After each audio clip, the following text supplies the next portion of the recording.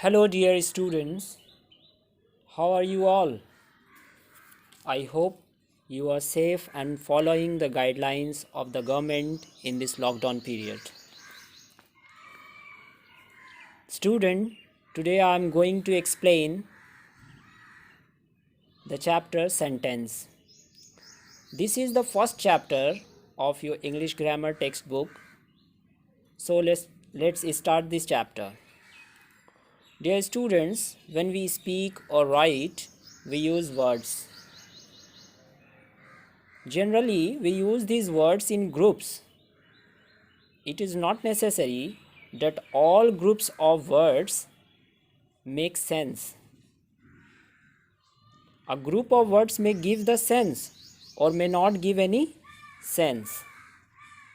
Student ये कोई ज़रूरी नहीं है कि सारे ग्रुप्स ऑफ वर्ड्स जो है हमें मीनिंग देते हों. Now let's see this example. Reading the is girl. This is a group of words. Here, reading is a word, the is a word, is a word, and girl is word. This is a group of word. But whether it gives the sense? No, it does not give any sense. Now let's see the other example. At, look, kite, my. This is also a group of words, but it does not give any sense. So, since these group of words do not make any sense, so they are not sentences. They are simply groups of jumbled words. Now, let's see these groups of words. The girl is reading. Look at my kite. When we arrange these groups of words, now these group of words make sense. ये group of words हमें sense they रहे हैं, meaning दे रहे हैं. The girl is reading, ये एक meaning create कर रहे हैं. Look at my kite, it also gives the sense. So this groups of words make complete sense. Such groups of words are called sentence. Now we define the sentence as a group of words which makes complete sense is called sentence. यानी ऐसे group of words जो हमें complete meaning देते हैं उसे sentence कहते हैं. Now let's see some examples of sentences. Mister Sharma is a good doctor. Why are you standing here? What a cute child. Now let's see some properties of sentence.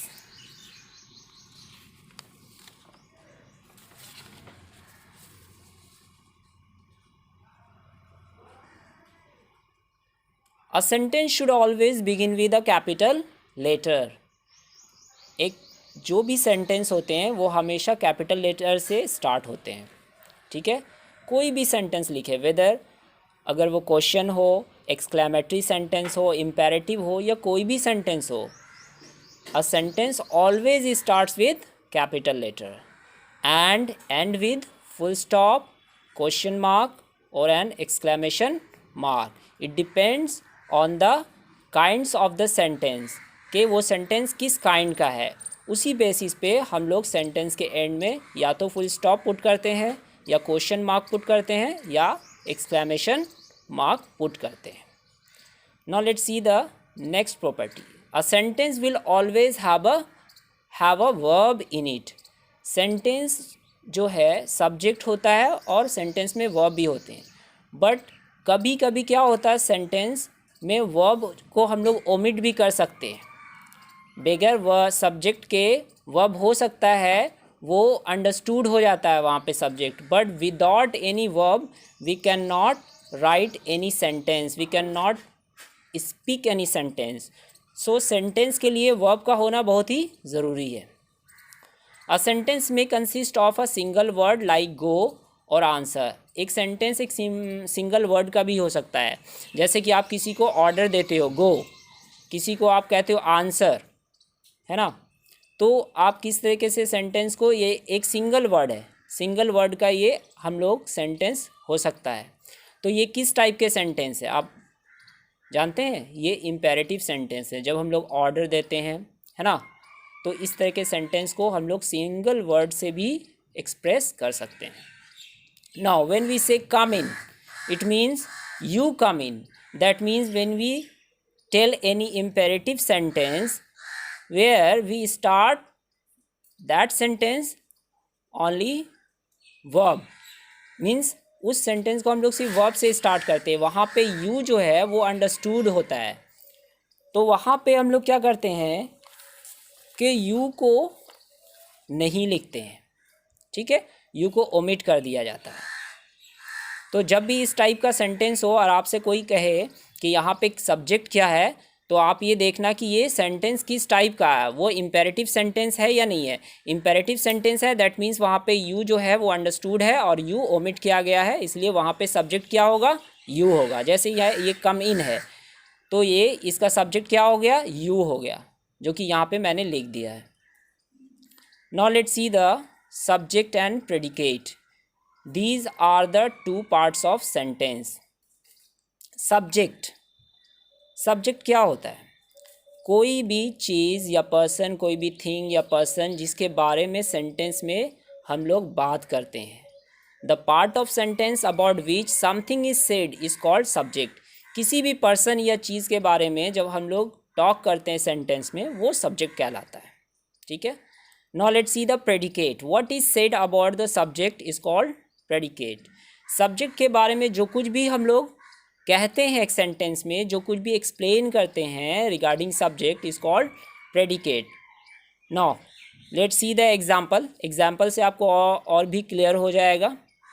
The baby slips, the baby slips, यहाँ पे S लगेगा, that means बच्चा सोता है। अब यहाँ पे sentence में किसके बारे में बात हो रही है, द बेबी के बारे में, तो ये सब्जेक्ट हो गया। स्लिप्स एक वर्ब है, और ये जो बच गया, जो पार्ट बच जाता है सब्जेक्ट के बाद, जो पार्ट होता है वो क्या होता है, प्रेडिकेट। दैट मीन्स अब सब्जेक्ट के बारे में क्या कहा जा रहा है वो प्रेडिकेट होता है। What is said about the subject is called predicate.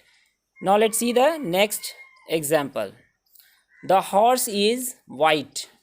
In this sentence the horse is subject and is white is predicate. So I think आप लोग सब्जेक्ट और प्रेडिकेट अच्छी तरह से समझ में आ गया होगा। चलिए अब हम लोग कुछ होमवर्क ले लेते हैं। ये आपका होमवर्क है, you have to complete this work okay at your home. The first question is divide each of the following sentence subject and predicate by putting a slash. यहाँ पे आपको आइडेंटिफाई करना है कि सब्जेक्ट क्या है और प्रेडिकेट क्या है, and between subject and predicate you have to put slash, you have to put slash. इस टाइप का स्लैश आपको क्या करना, पुट करना है between the subject and the predicate.